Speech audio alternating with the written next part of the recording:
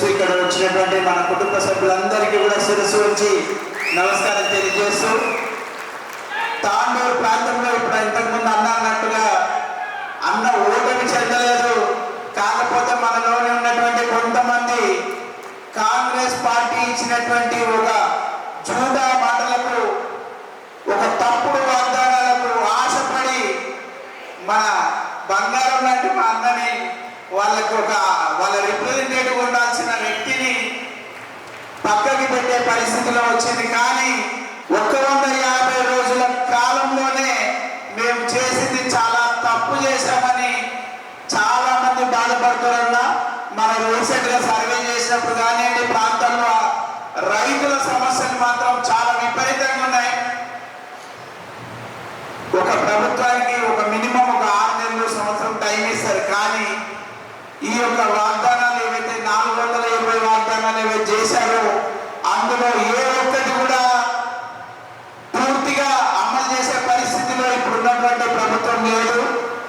దాన్ని ఇప్పుడున్నటువంటి సోషల్ మీడియాలో ఏ ఆయుధమేతాలు చేసుకొని విపరీతమైనటువంటి ట్రోలింగ్ చేసి ప్రభుత్వం మన బీఆర్ఎస్ ప్రభుత్వాన్ని ఒక కార్నర్ చేసే పద్ధతిలో చూపించి ఓ చిన్న కొన్ని తప్పులని ఒక భూతత్వంలో పెద్ద తప్పు అనే విధంగా చూపించి కొన్ని టార్గెటెడ్గా కొన్ని సెక్షన్స్ ని చేసి మనం 2000 ఇస్తే వాళ్ళు 2500, 2 లక్షలు ఇమ్మీడియట్ గా తీసుకోండి మీరు 10వ తారీఖు రుణమాఫీ చేస్తామన్నారు.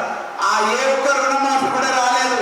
మనకి ఎవరికైతే వాళ్ళని మాత్రము కాంగ్రెస్ కి ఇవ్వనండి, రానులను మాత్రం బీఆర్ఎస్ కేసి బీఆర్ఎస్ పార్టీ ఒక్కటి మాత్రమే రైతుల గురించి ఆలోచన చేసే విధంగా, మన యొక్క బాగోగుల గురించి చూసే విధంగా ఉన్నటువంటి పార్టీ, ఆ పార్టీకి ఒక పెద్ద దిగుగా ఉన్నటువంటి మన కేసీఆర్ గారికి పార్లమెంట్ ఎన్నికల ద్వారా మనం చేసినటువంటి ఒక ప్రతిజ్ఞతను ఏదైతే ఇప్పుడు అన్నంతకు చెప్పాడో పోస్ట్ కార్డు ఉద్యమం ఏదైతే సాధించాలో మనం ఇప్పుడు మొదలు పెట్టాల్సిన అవసరం ఏదైతే ఉందో తాండూరు ప్రాంతం నుంచి అది మొదలు పెట్టాల్సిన అవసరంగా మనం అందరం కూడా భావిస్తాం.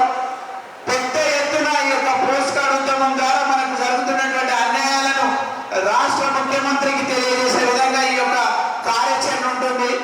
మన ఎంపీ అభ్యర్థి కాసాని జ్ఞానేశ్వర్ ముద్రాజ్ గారికి తాండూరు ప్రాంతం అన్నా ఇక్కడ ప్రజలన్నా వారికి ప్రత్యేకమైనటువంటి అభిమానం. ఎందుకంటే మేము జిల్లా పరిషత్ చైర్మన్ గా ఉన్నప్పుడు 2004లో ఇక్కడ బషీరాబాద్ నుంచే సోషియో ఎకనామిక్ సర్వే ఇంటింటి సర్వే చేశాం. ఎందుకంటే అప్పుడు ఉమ్మడి ఆంధ్రప్రదేశ్ లో రంగారెడ్డి జిల్లా అనేది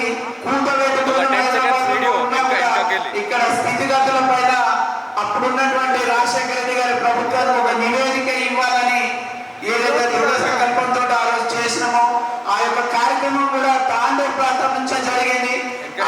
ఆ యొక్క కార్యక్రమంలో సుమారు 280 మంది జర్నలిస్టులు స్వచ్ఛందంగా వచ్చి 6 నెలల కాలంలో ఈ యొక్క రంగారెడ్డి జిల్లాలో ఉన్నటువంటి అర్బన్ ఏరియా మరియు రూరల్ ఏరియా మొత్తం కూడా సర్వే చేసి ఆనాటి ఆ రిపోర్ట్ ని మన రాష్ట్ర ప్రభుత్వానికి ఇవ్వడం జరిగింది. దాన్ని దృష్టిలో పెట్టుకొని మన తెలంగాణ ప్రభుత్వం వచ్చిన తర్వాత కూడా సమగ్ర కుటుంబ సర్వే చేయడం జరిగింది.